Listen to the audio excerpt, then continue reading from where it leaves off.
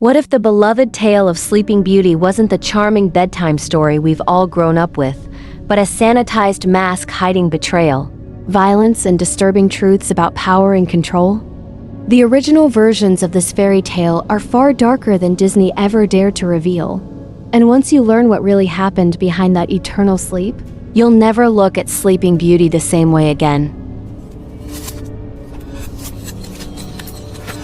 Long before Sleeping Beauty became a pastel-colored fantasy about a cursed princess and true love's kiss, it began life as a much darker myth whispered among adults, not children. The earliest known version comes from a 17th century Italian writer named Giambattista Basile, whose tale Sun, Moon, and Talia is anything but romantic.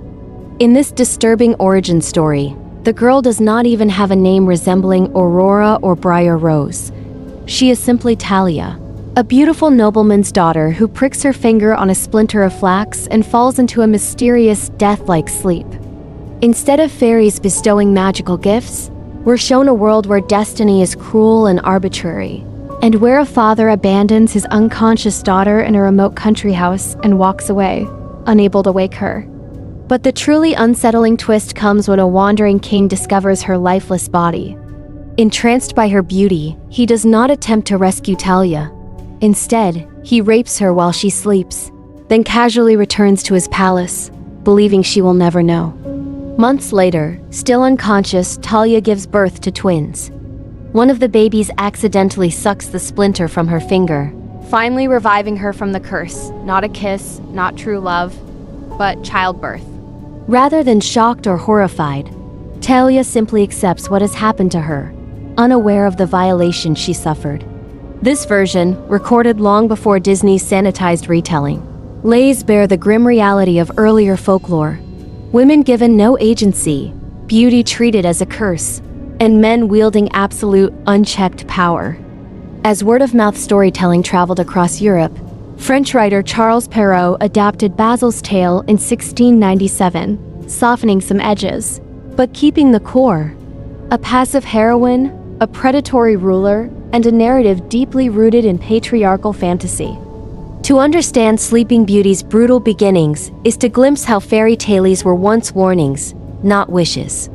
As Perrault's version of the tale spread across aristocratic salons of 17th century France, major themes began solidifying: beauty as destiny, sleep as purity, and the idea that a woman's value lies not in her choices, but in her appearance and obedience.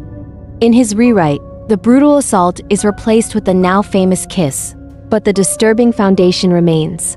A powerful man awakens a silent, helpless woman and instantly claims her as his reward. It's easy today to overlook how troubling this dynamic truly is, because we've been conditioned to see these stories as harmless fantasy. Yet in Perrault's time, the messages were intentional. Fairy tales weren't written to entertain little girls. They were designed to reinforce social rules and expectations. Marriage wasn't about love.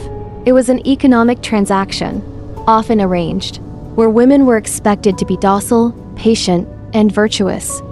Sleeping Beauty embodied this ideal perfectly. She doesn't fight, speak, or resist. She just waits. Perrault even ends his version with a moral, warning young girls that although awaiting a husband for too long may be risky, patience will still lead to eventual reward. Modern eyes might cringe at the implication, but back then, it was a lesson wrapped in lace. Interestingly, this was also the time when fairies were added into the myth. Gone were Basile's ominous prophecies and shadowy curses. Perrault introduced godmothers who offer gifts, softening the narrative's tone while sneaking in moral instruction. Each fairy blesses the infant princess with traits suitable for noble womanhood: beauty, grace, song. Even the wicked fairy who curses her merely represents the consequences of breaking social etiquette and forgetting one's elders. It's these subtle revisions that gradually repackaged a deeply disturbing folktale into something palatable for high society. But the grislier truths couldn't be hidden forever. As the tale continued to evolve, especially with the Brothers Grimm, new horrors would creep back in under the surface. By the early 1800s, the Brothers Grimm transformed Sleeping Beauty once more. renaming the princess Briar Rose and intensifying the gothic atmosphere that surrounded her curse. Their adaptation restored some of the sinister tone lost in Perrault's refinement, but instead of explicit violence, the Grimms leaned into haunting imagery: thorny brambles, a ghost town palace slumbering for a century, and hundreds of would-be rescuers dying, impaled on vines as they attempted to reach her. This wasn't a sweet love story. It was a terrifying reminder that fate is inescapable, and that meddling with destiny brings death. The princess doesn't ask for this burden. She is cursed simply for existing, targeted by a malevolent fairy, enraged by being excluded from a christening banquet.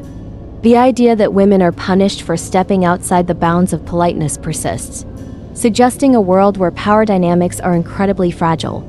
Even her parents, meant to protect her, respond by burning every spinning wheel in the kingdom, a futile overreaction that ultimately does nothing. When Briar Rose finally pricks her finger at the age of 15, the entire court collapses into enchanted sleep with her, symbolizing how one woman's perceived failure or impurity brings ruin not only to her, but to everyone around her. And yet, amid the tragedy and chaos, the story still revolves around an unsettling passivity. Despite all the suffering, the princess must remain utterly still until a man decides to reach her. Her revival, again, is his action, not hers. Whether it's a kiss, a touch, or merely his arrival at the right moment, Sleeping Beauty continues to be rewarded for doing nothing at all, except being beautiful and asleep. This persistent narrative of silent femininity traveled through cultures untouched for centuries, ready to be repackaged once more in the 20th century by Hollywood, where the darkest parts would finally vanish under twinkling music and pink dresses. When modern audiences think of Sleeping Beauty, they imagine a gentle kiss, the symbol of true love. But in the earliest raw versions, her awakening was anything but romantic. It was a deliberate violation carried out while she lay unconscious, robbed of consent and awareness. In Giambattista Basile's 1634 tale, the king stumbles upon Talia's sleeping body, admiring her beauty with growing obsession. Instead of trying to revive her, he rapes her, leaving her still, silent, and lifeless on the bed as he returns to his kingdom. It's a haunting, sinister transformation of the fairy tale prince, from heroic savior into a predator cloaked in royal robes. Months later, the still unconscious maiden gives birth to twins, delivering them without waking. This surreal image, a woman asleep during conception, pregnancy, and birthing, reflects chilling early attitudes toward women's bodies. Beauty becomes a curse, turning her into an object of possession rather than protection. Even more unsettling, the author describes the king's act not as a crime, but as destiny. In the original text, he is portrayed not as evil, but entitled. The narrative suggests that his attraction gives him a right to take what he desires. There is no punishment, no moral condemnation, only fate. Talia's awakening itself is accidental. One of her newborn babies, desperately hungry, sucks on her finger, removing the flax splinter that had caused her enchanted sleep. With that, she jolts awake, bewildered to find herself a mother, her life forever altered without her knowledge or consent. This shocking twist replaces the expected kiss with a grotesque reality: motherhood forced upon her by an act of violence she didn't even witness. Rather than screaming or rebelling, Talia accepts it, which reveals another layer of horror: cultural conditioning that told women to remain silent, even in the face of sacred violation. When the king eventually remembers the sleeping girl he encountered, he decides to return, almost as if checking back in on a prized possession. To his surprise, instead of a lifeless beauty, he finds Talia awake and cradling two children with his eyes. Rather than guilt, fear, or even curiosity about how she awoke, he instantly claims her and the twins as his own. Talia, confused but submissive, does not scream or accuse. She thanks him for visiting her, unaware that he was the cause of her condition. This disturbing interaction reads less like a reunion and more like a conqueror inspecting his spoils, further highlighting how early folklore normalized possession disguised as romance. The king promises to look after her and returns to his palace, Yet there is a lethal complication. He is already married. His queen, quick-witted and deeply jealous, soon discovers the existence of the king's secret children. Here, the fairy tale shifts again from disturbing violation into full-blown horror. Instead of directing her rage at her unfaithful husband, the queen plots revenge against innocent lives, ordering her cook to kill the twins and serve them to the king in a stew. Cannibalistic violence disguised as royal cuisine becomes the next twisted layer in this so-called fairy tale. Luckily for the children, the horrified cook substitutes lamb instead, hiding the twins in his own home. Still enraged and desperate to eliminate her competition, the queen turns her wrath directly toward Talia. She arranges for Talia to be burned alive in the palace courtyard. When the king discovers the truth, it is almost too late. He rushes in, executes the queen, and marries Talia on the spot, as though that will somehow undo the horrors already inflicted. The tale ends abruptly with a chilling moral. Those whom fortune favors find good luck even in their sleep. In other words, beauty and silence can still bring reward, even after violence, betrayal, and near death. Even after surviving unimaginable trauma, violation, forced motherhood, and a literal attempt on her life. Talia's story wraps up not with justice or healing, but with a wedding. The king, having executed his cannibalistic wife, places a crown on Talia's head and declares her queen, as though matrimony is compensation for everything she's endured. In the brutal logic of these early tales, a woman's suffering is redeemed not by her own triumph, but by becoming a man's rightful possession. The message is unmistakable. Beauty plus endurance equals reward.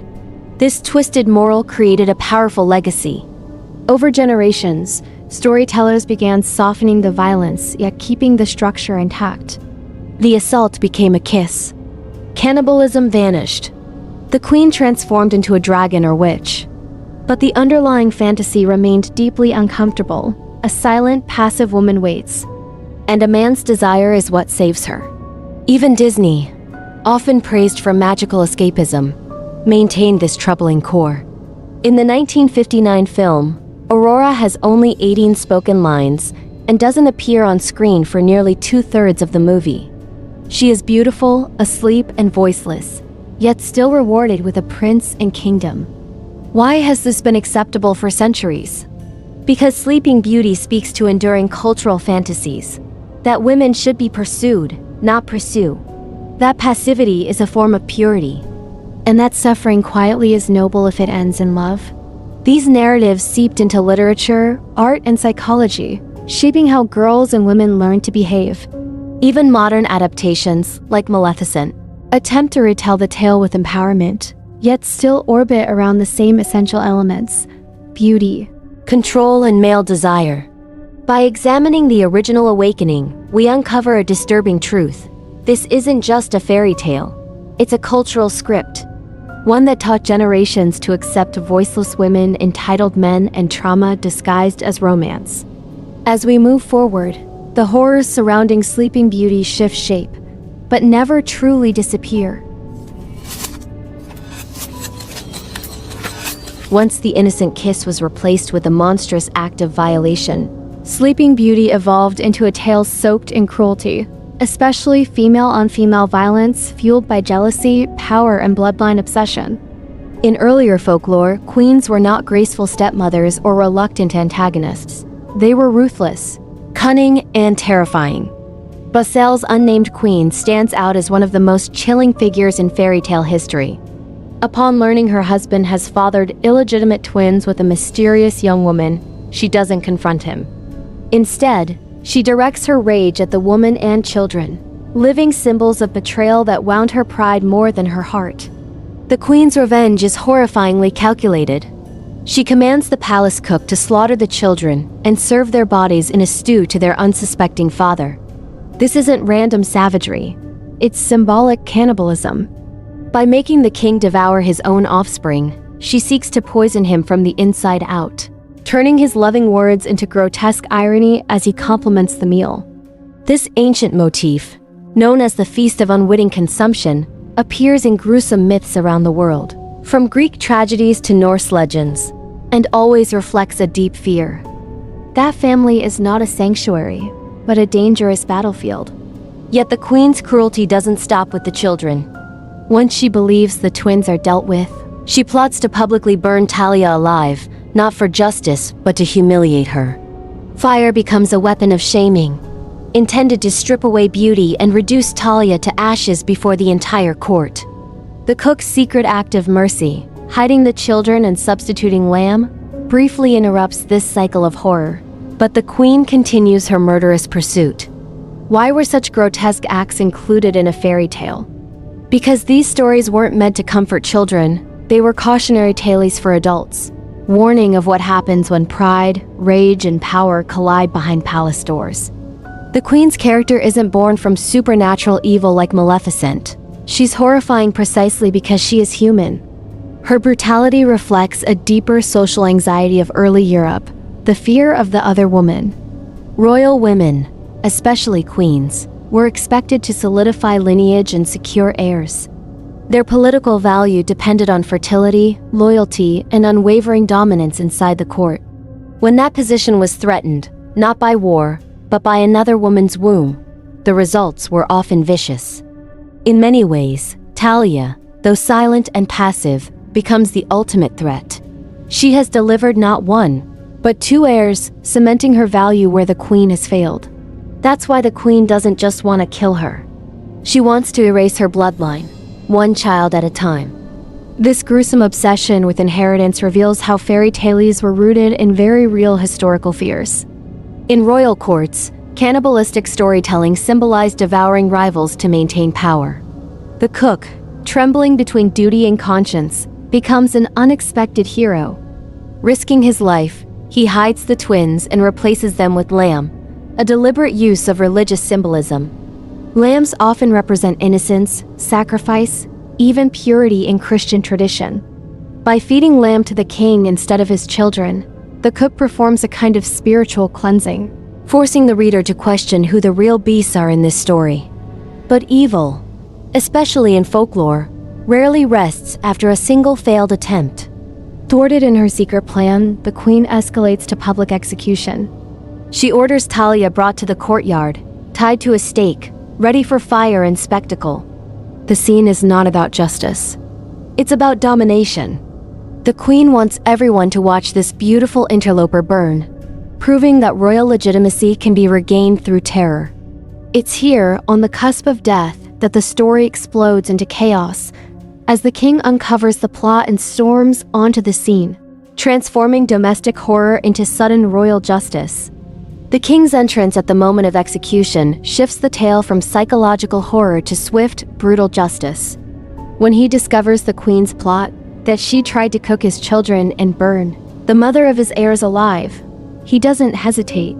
He condemns her and her accomplices to death, often by the same violence they intended for Talia: burning, beheading, or in some versions, being torn apart by wild animals. The sudden reversal reflects a common theme in early folklore: evil devours itself. Yet something unsettling lingers beneath this finale, because the king, who originally raped Talia and abandoned her, faces no punishment at all. He becomes the hero, save-the-day rescuer, and righteous judge in a system that completely ignores his original crime. The story ends with a rapid marriage ceremony, as if sealing their union will erase all horror. Talia is crowned queen. The twins are publicly acknowledged as princes, and the court praises the king for his decisive action. This abrupt conclusion is not about love, redemption, or healing. It's about restoring royal order. The message is unmistakable. Once the threat to male authority is removed, everything can return to normal.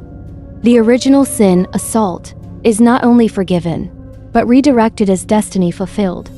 In the grim logic of these tales, the greatest crime wasn't violence against Talia, but disobedience against the king. This twisted resolution carries forward into later retellings. Even in Disney's golden age, adaptations preserve the structure of punishing the jealous woman, rewarding the passive beauty, and absolving the male hero. Only the visuals change. Flames become castles, cannibalism becomes curses, and rape becomes a kiss. But the skeleton remains the same. The real horror of Sleeping Beauty isn't just what happens in the story. It's how we've learned to accept it. Behind crowns and enchantments lie centuries of normalized abuse and selective justice masquerading as romance. By the mid-1800s, fairy tales began shifting from gritty adult entertainment to moral instruction for children. And Sleeping Beauty was one of the first stories to undergo a radical transformation. The Victorian era brought strict ideas about femininity, purity, and childhood innocence. Violent folklore filled with rape, cannibalism, and burning queens no longer fit the public image of a proper household. Publishers and educators began reshaping old tales, turning them into tools that taught obedience, modesty, and virtue, particularly to young girls. In this sanitized landscape, Sleeping Beauty became the perfect template, a beautiful girl punished for disobedience, then rewarded for passive patience. Editors removed the sexual assault, replacing it with a gentle kiss. Cannibalism was swapped out for magical curses and dragon-like witches. The wicked queen became an evil fairy or sorceress, a safer, more distant villain whose cruelty could be blamed on supernatural jealousy rather than domestic betrayal. By stripping away real-world horrors, Victorian storytellers created an illusion of safety while continuing to push the same message. Good girls wait quietly, bad women are punished, and male heroes restore order. This new child-safe version exploded in popularity. Mass-produced children's books, nursery collections, and school primers ensured that generations forgot the darker roots of the tale. The heroine, now named Aurora or Briar Rose, was no longer violated but protected by her sleep, her purity miraculously preserved until proper marriage. Parents eagerly read the story aloud as a bedtime favorite, unaware that its original form was never meant for bedtime at all. But in smoothing the edges, Victorians achieved something far more dangerous than horror. They made the underlying patriarchal lesson easier to swallow. Instead of shocking audiences into reflection, the softened story lulled them, much like the princess herself, into passive acceptance. The darkness hadn't disappeared. It had simply been hidden beneath layers of lace and lullabies. As Sleeping Beauty slipped deeper into children's culture, the entertainment industry saw an opportunity, not just to teach values, but to profit from them. The early 20th century brought lavish illustrations, stage plays, and eventually animated films that turned folklore into global commodities. Walt Disney's 1959 adaptation became the most influential version ever created. A pastel dream world where violence is choreographed, danger is elegant, and the princess sleeps beautifully in full makeup while angelic choirs hum in the background. On the surface, it appears harmless, magical, even. But beneath the shimmering veil lies a powerful act of cultural erasure. Disney changed the narrative to suit mid-century American ideals. Aurora is delicate, virginal, and sheltered. The male lead, Prince Philip, actually kisses her without consent while she lies unconscious. Yet the framing romanticizes it as destiny. Young audiences see this as the height of true love, normalizing the idea that a woman can be passive, voiceless, and still worthy of being claimed. Aurora only speaks for a mere 18 lines in the entire film, and after waking, she says almost nothing. This teaches girls that silence is desirable, that beauty is their greatest asset, and that happiness arrives through rescue, not action. What makes Disney's change so insidious is how it sterilizes cruelty while preserving structure. The evil fairy Maleficent becomes the scapegoat, embodying jealousy, rage, and female power run wild. She is punished with spectacular violence, confirming to children that powerful women who do not conform must be destroyed. Meanwhile, the king, stripped of his darker origins, is jovial, bumbling, and entirely sympathetic. Disney doesn't just retell the story. It rewires our emotional responses, making us cheer for systems of control and call it true love. Each generation grew further removed from the original horror, reassured by beautiful animation and catchy music. Yet the core messages remained embedded, shaping our expectations about gender and relationships without us ever realizing we had been lulled like Aurora into a beautiful, dangerous sleep. As Sleeping Beauty settled into nurseries and living rooms around the world, it became more than just a story. It turned into a cultural blueprint. Aurora dolls, glittery costumes, themed birthday parties, pink bed sheets, all designed to reinforce the same passive fantasy over and over again. Little girls learn to dream of waiting rather than doing, of being chosen rather than choosing, and of valuing their looks above their voice. The tale's brutal origins fade completely out of sight, yet its psychological influence only deepens. Academics and feminist critics began to raise alarms in the late 20th century, questioning how stories like this subtly teach children to associate femininity with stillness and compliance. Why is the princess always asleep? Why does her worth depend on being quiet, untouched, and visually appealing? Why do we call it romance when someone kisses an unconscious woman without consent? Yet every time these questions surfaced, defenders insisted it was just a fairy tale, proof of how effective the sanitization truly was. When violence is removed and replaced with pastel glitter, the ancient warning disguised inside the story becomes nearly invisible. Ironically, this sterilized version became so iconic that it started to erase more empowering folktales from other cultures. Stories where female protagonists outsmart monsters, rescue themselves, or rewrite their fate were overshadowed by the global force of Disney's Aurora. The Western fantasy of beauty, sleep, and rescue became the default fairy tale template, shaping media and merchandising empires. As a result, the original Sleeping Beauty meant to disturb, provoke, and warn, was spiritually sedated. But no amount of glitter can fully bury the grim bones beneath the ballroom. Even in its softest, sweetest form, the story keeps whispering old messages about who should be silent and who gets to act. The real question becomes, who benefits from keeping Sleeping Beauty asleep?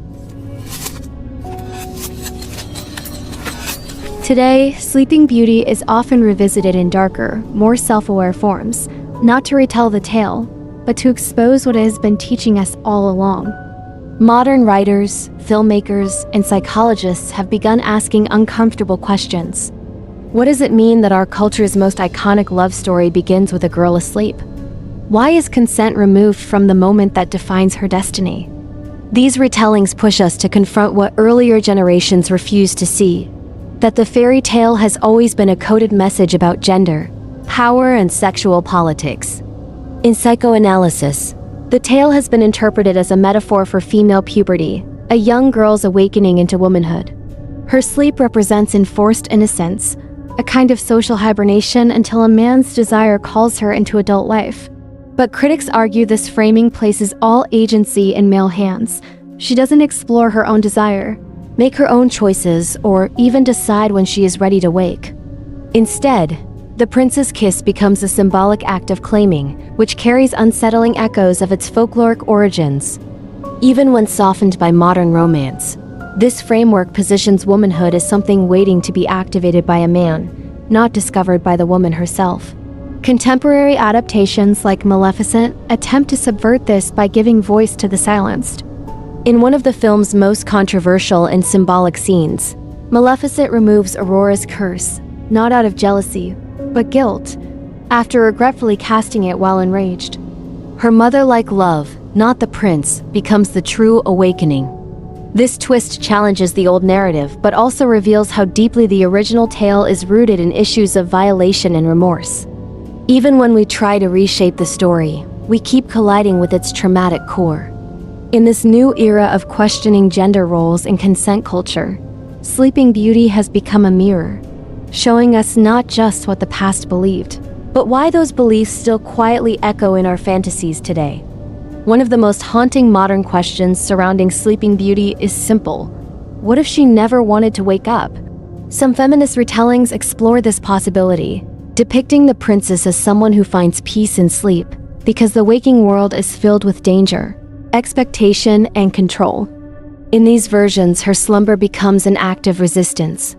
Rather than rewarding passivity, the story becomes about escaping the crushing pressure to be beautiful, obedient, and forever available. But even that quiet rebellion is frequently overwritten, as male characters rouse her with the conviction that their desire outranks her autonomy. The dynamic remains. her body lies still.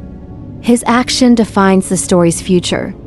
Symbolically, the spinning wheel itself becomes a metaphor for societal conditioning.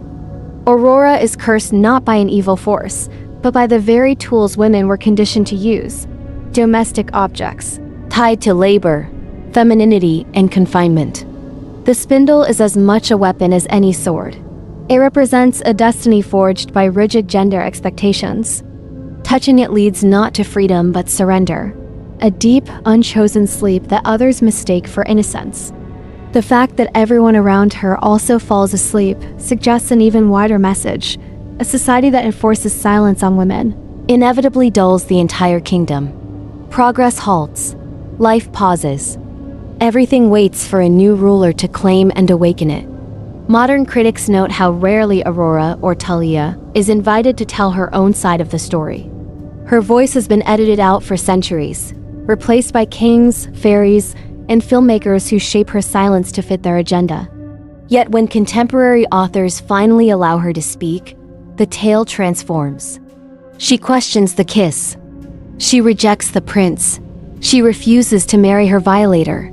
In these new versions, told by women reclaiming agency, the real awakening isn't from magical sleep, but from centuries of learned quietness. And perhaps that is the truest, most frightening thing about Sleeping Beauty: the realization that the original curse was never sleep itself, but being forced to dream someone else's dream. As Sleeping Beauty continues to be dissected in classrooms, literature, and film, it has become a battleground for new cultural values. Some argue it should be left in the past, a relic no longer suitable for young audiences. Others believe it should be reimagined, teaching lessons about consent, autonomy, and breaking generational patterns. Either way, one truth stands clear: the tale holds power precisely because it continues to evolve. What began as a shocking story of violation has turned into a mirror reflecting each era's fears and fantasies, from cannibalistic queens and patriarchal kings, to modern-day anxieties about control, surveillance, and bodily autonomy. Interestingly, contemporary versions often place the curse not on sleep itself, but on the societal structures that keep women from controlling their own narratives. Writers suggest that the real villain of Sleeping Beauty isn't Maleficent or a jealous queen, but the idea that a woman's destiny should be determined by beauty, marriage, or fate. The true horror is not the prick of the spindle, but the centuries spent teaching girls that passivity is romantic, that compliance is virtuous, and that awakening must come from someone else's touch. This shift in interpretation marks a cultural awakening of its own. Instead of whispering warnings about disobedience, modern retellings shout questions about freedom. Who benefits from keeping women asleep? Who profits when beauty is silent? What might happen if Sleeping Beauty opened her eyes, not to fall into someone's arms, but to walk away on her own terms? And perhaps that is where the story now stands, poised between tradition and revolution. No longer merely a bedtime tale, Sleeping Beauty has become a lens through which we examine how stories shape reality. The princess once trapped by a curse is now a symbol of awakening, a reminder that true power lies not in being chosen, but in choosing how to wake, when to speak, and whose story is worth dreaming next. From its blood-soaked beginnings in Italian folklore to its pastel-washed Disney rebirth, Sleeping Beauty has never truly been a sweet fairy tale. It is a story of silence mistaken for innocence, of violence repackaged as destiny, of beauty used as both weapon and curse. For centuries, the darkest truths of the tale have been hidden behind lace, lullabies, and painted smiles, yet the bones beneath still whisper. They remind us that a story told often enough can shape how entire generations see women, love, desire, and power. But perhaps the true awakening isn't the princess opening her eyes, it's us finally opening ours. If this deep dive into the haunting reality behind Sleeping Beauty made you rethink the fairy tales you grew up with, don't close the book just yet. Subscribe to Sinister Stories, and join us as we uncover more disturbing truths hidden beneath the world's most harmless tales. Which fairy tale do you want us to expose next?